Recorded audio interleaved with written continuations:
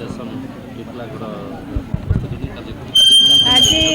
Titlagarh Amrit Bharat station सांगे ओडिशा रे जो 21टा station को गुरुत्व दे ओडिशा राज्यर भित्तिभिमुखी सजाड़वा लगी परिवहन क्षेत्र में गोटे ऐतिहासिक निष्पत्ति नहीं भारत सरकार को बहुत बहुत धन्यवाद दूची। आशा रखुची ये माटी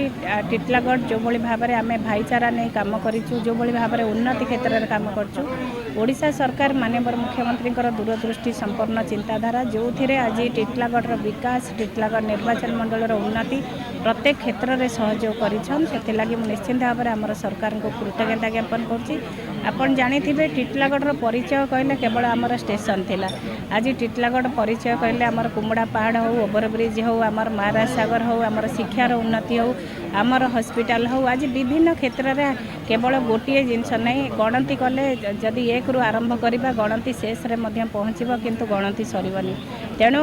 आम